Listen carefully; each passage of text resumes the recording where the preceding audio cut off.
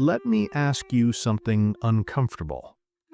Have you ever seen two people get married and quietly wondered, do they actually love each other?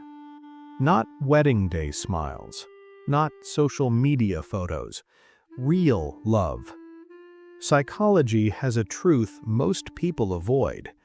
Many people don't marry for love. They marry to escape something.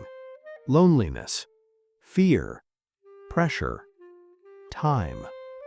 And today I want to explain why people marry someone they don't love, what is really happening inside their brain, and why this choice often feels right at first, but heavy later. This is not judgment. This is understanding. First, we need to break a myth. Psychology does not define marriage as a love-based decision. It defines it as a security-based decision. Love is emotional. Marriage is psychological. And when those two don't align, the brain chooses safety over desire. Always. One major reason is fear of being left behind. Humans are deeply affected by social comparison. When friends start getting married, when family starts asking questions, when age milestones start closing in, the brain enters scarcity mode. Research in behavioral psychology shows that when people feel time pressure, they stop making authentic choices and start making risk-averse ones. They stop asking, "Is this right for me?" and start asking, "Is this good enough?" That's not love, that's survival. Another reason is attachment style. People with anxious attachment fear abandonment more than unhappiness.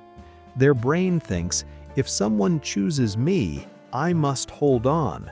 So they attach to availability, not compatibility. People with avoidant attachment fear emotional closeness. They choose partners who feel safe but distant. Someone they don't deeply love feels controllable. Less vulnerability, less exposure, less emotional risk. Two insecure attachment styles can create a marriage that looks stable from the outside, but feels empty on the inside. Another psychological trap is confusing calm with love.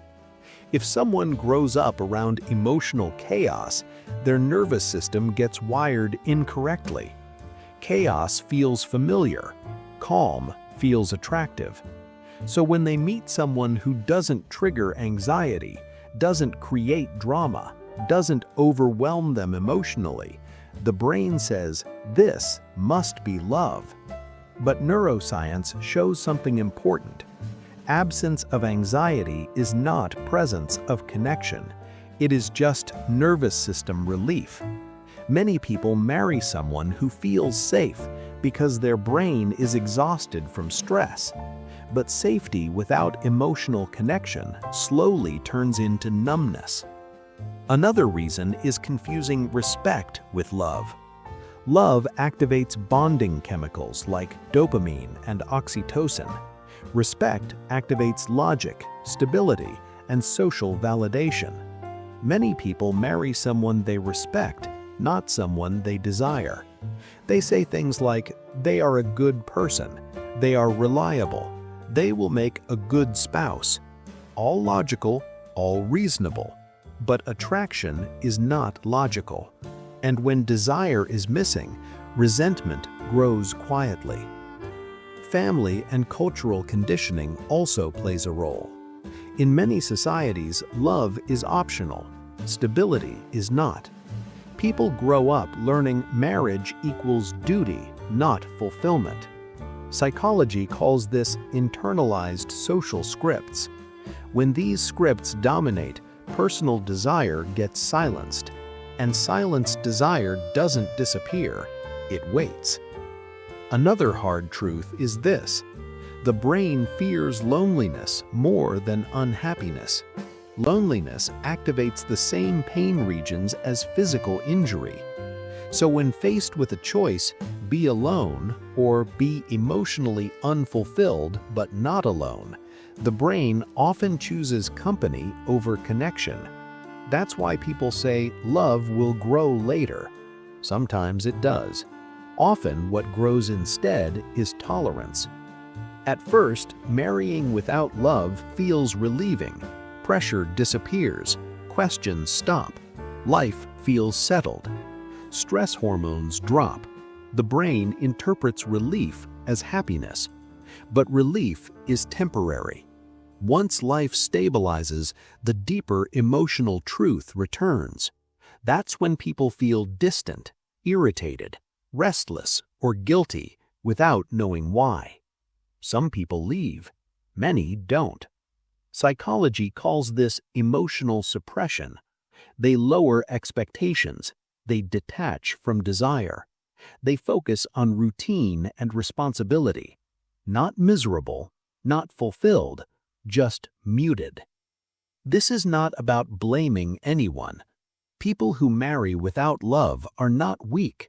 They are often emotionally tired, socially pressured, and driven by survival instincts. Their brain chose safety, and the brain's job is survival, not meaning.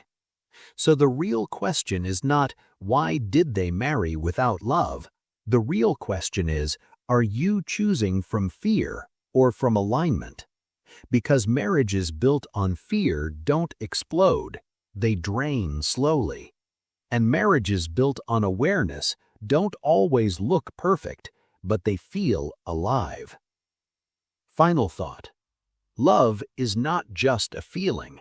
It is a decision made without panic. If someone marries while afraid, they married the fear, not the person. And if this made you uncomfortable, that is not guilt. That is awareness waking up.